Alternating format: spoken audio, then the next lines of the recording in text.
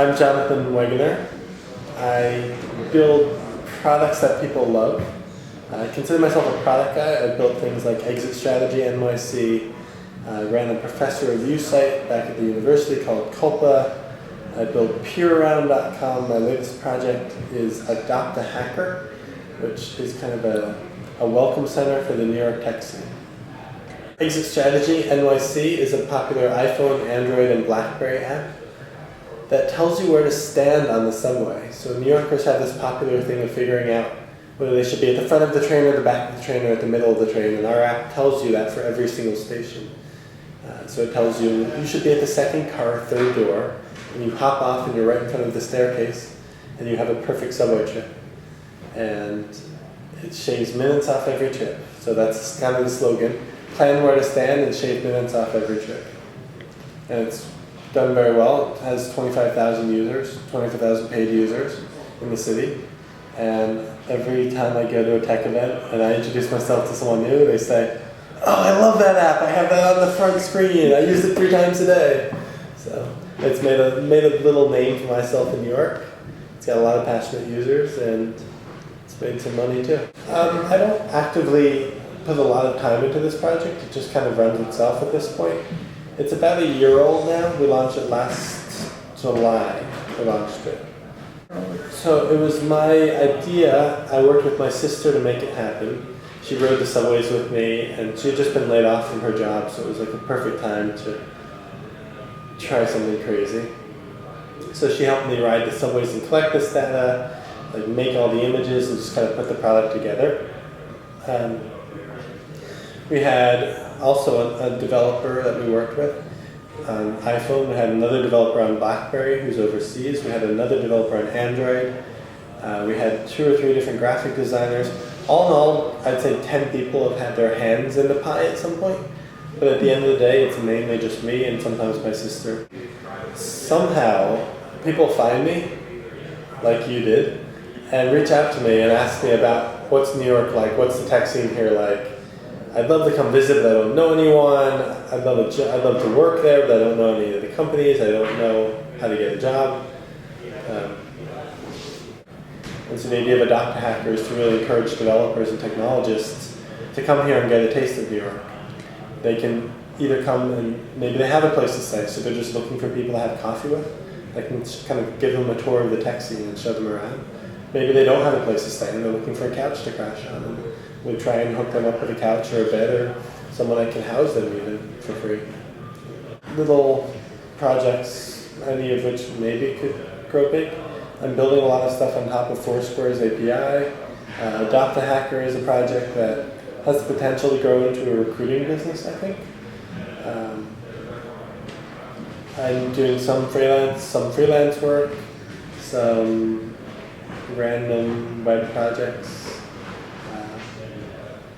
I don't know, I'm scheming. That's what I spend most of my time doing. Scheming about what I should do. And writing a lot. I like to write.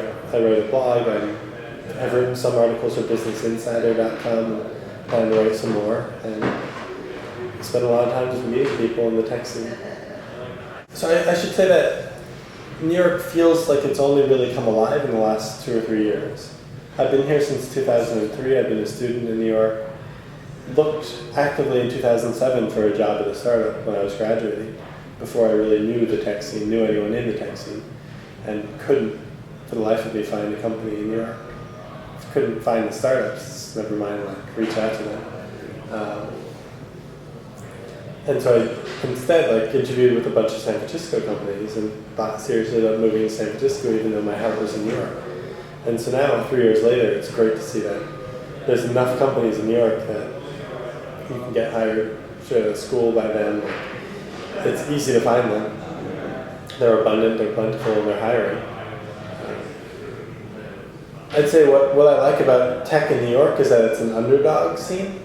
It's not the end-all be-all. In San Francisco, I feel like every single person you meet, and Bay Area, Palo Alto especially, is every single person you meet works in tech and lives tech and breathes tech and went to Stanford and has just been in that culture forever. And New York has a lot more diversity.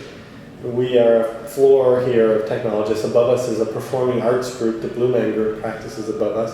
Like this building alone has law firms and financial and people from every different industry. And so what I like about New York is that it's diverse. It isn't just tech.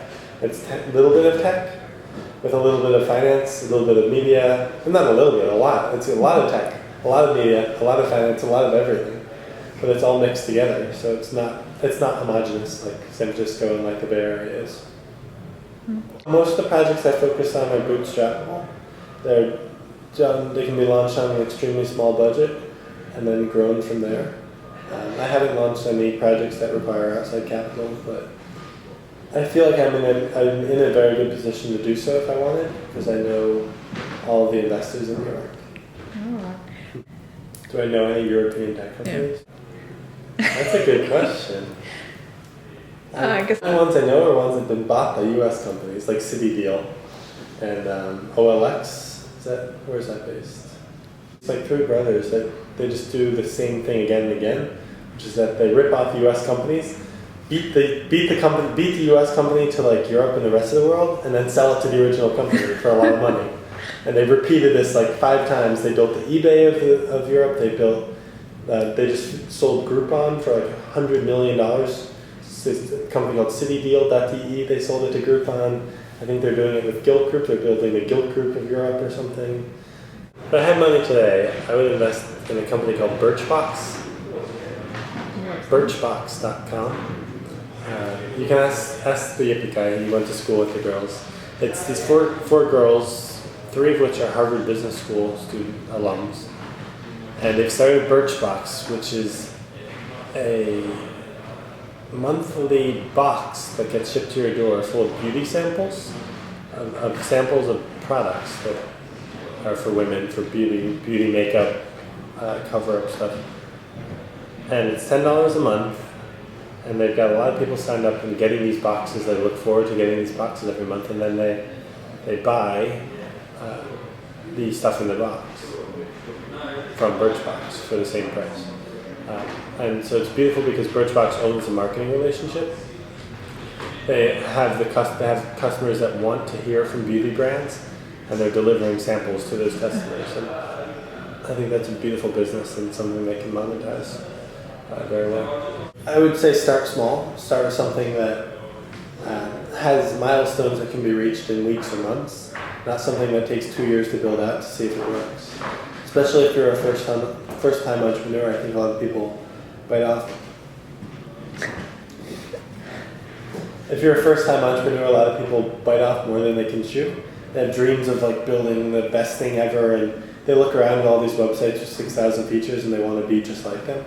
And if they ever get there, it takes them a year or 2 and a lot of money, and then they discover they built something that people don't want.